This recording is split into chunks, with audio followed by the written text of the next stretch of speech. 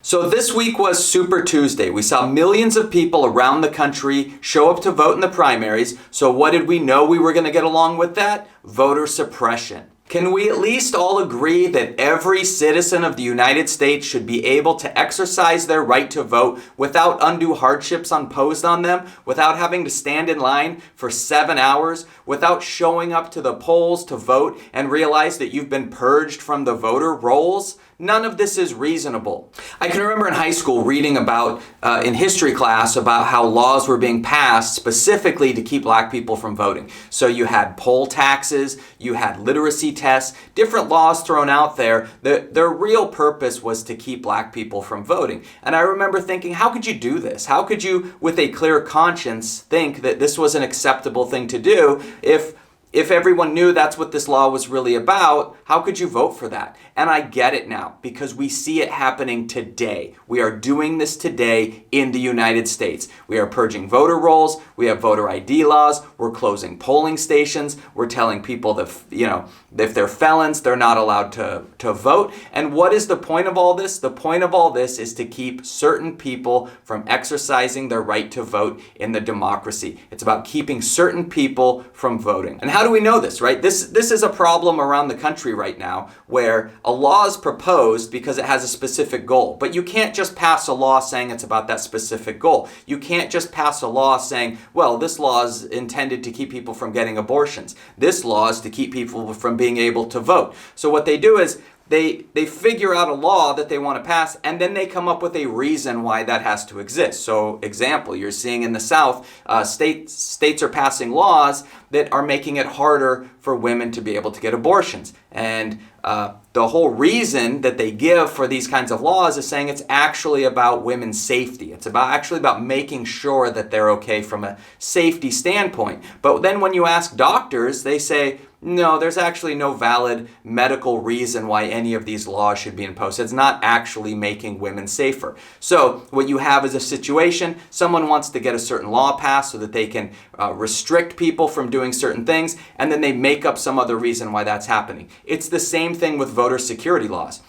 They say, oh, we need to purge these rolls so that we don't have people voting who aren't supposed to. We need voter ID laws so we don't have people voting who aren't supposed to. They say it's about voting security. And yet, where is the evidence for this? Where is the evidence that there are massive numbers of people voting who aren't supposed to? We can't even get American citizens to vote. You think we're going to get people who aren't citizens to vote? How's that going to work? To quote FDR, one of our country's greatest leaders, in politics, nothing happens by accident. If it happens, you can bet it was planned that way. Think about that. We'll keep coming back to this quote and thinking about it throughout the rest of this conversation and realizing when we see A connecting to B, it wasn't an accident. It was planned that way. So how did we get here? Well, a few years ago, SCOTUS decided that we aren't racist anymore and the Voting Rights Act doesn't really have to be followed. So immediately what happened was many states, including Texas and other states as well, started passing laws to restrict votes of the very people that the Voting Rights Act was supposed to be protecting. That protection has been removed because we supposedly don't have racism anymore, and as soon as we did, to fill that void, laws are being passed to make it hard. And we're seeing those effects right now. We're seeing them show up, and like FDR said, it's not an accident, right? It's not an accident that we have voting lines down the block for people who are trying to vote in certain neighborhoods. Now here's something you may not have heard about. The 14th Amendment, Section 2 states, representatives shall be apportioned among the several states according to their respective numbers, counting the whole number of persons in each state, excluding Indians not taxed. But when the right to vote at any election for the choice of electors for president and vice president of the United States, representatives in Congress, the executive and judicial officers of a state, or the members of the legislature thereof, is denied to any of the male inhabitants of such state being 21 years of age and citizens of the United States, or in any way abridged except for participation in rebellion or other crime, the basis of representation therein shall be reduced in the proportion which the number of such male citizens shall bear to the whole number of male citizens 21 years of age in such state. So that was definitely a mouthful, okay? But let's stop and think about what was really being said here. And granted, there are a number of problems with that and the way that it was written back then. So what we just read really should be applying to all citizens. So let's move past that part because there's obviously some old-fashioned stuff in there that needs to be left behind. But what really is being said in there is that if we have states that are trying to keep some of their citizens from voting, what we do is we take their representation in the House of Representatives and we shrink it down so that they get less representation. And we've never done that in this country, but maybe we should start taking a serious look at that. Okay, Texas, you want to keep people from voting? Fine. You now have less representation in the House of Representatives. We need voting to happen in a way that is fair and every American citizen gets to vote. When polling stations are shut down and long lines form, this discourages voting. We need voting to happen on a holiday or a weekend. We need more mail-in ballots. Right? There's no reason that we should be making it harder for people to vote. We should be making it easier for people to vote. While many states are doing this, Texas has been especially egregious. Let's recall the words of David Frum. If conservatives become convinced that they cannot win democratically, they will not abandon conservatism, they will reject democracy. Okay, so who is this liberal David Frum guy? Actually, he was George W. Bush's speechwriter and noted conservative. So this is a conservative calling out conservatives on the fact that once their ideas are not popular with the people, they're just going to start breaking down the democracy. Does this sound anything like what we're seeing today? A little bit? Little bit? Texas is a perfect example of this. It is projected that Texas could actually become a reliable blue state in the foreseeable future, and the Republicans are trying to hold that off for as long as possible.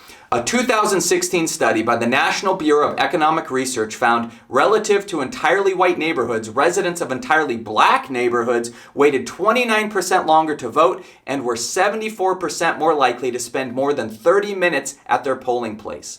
And since that study, things have gotten worse. Since 2012, Texas has closed 750 polling stations, and guess who was affected the most?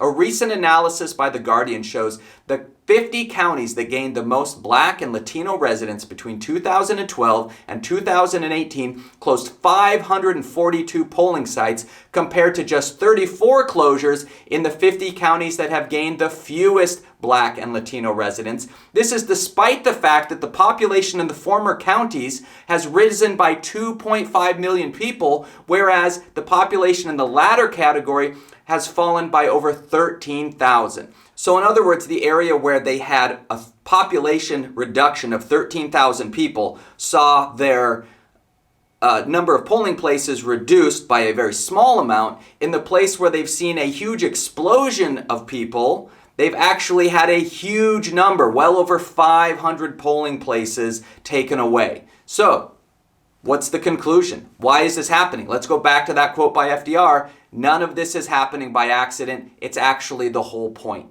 Okay. On Super Tuesday, people waited as long as 7 hours to vote. Many people are saying this is the same as a poll tax. If you have to miss an entire day of work to go stand in line for 7 hours in order for your ballot to be counted, you just paid money. You just missed a day of work so that you could go vote. Okay. In the past, liberal groups wanted UN election monitors to observe the voting process in Texas to ensure minorities were not being disenfranchised, but were shut down by the Texas Governor Greg Abbott. Now, why would the Governor Greg Abbott not want fair, impartial people observing to make sure that all the elections are taking place in a reasonable way?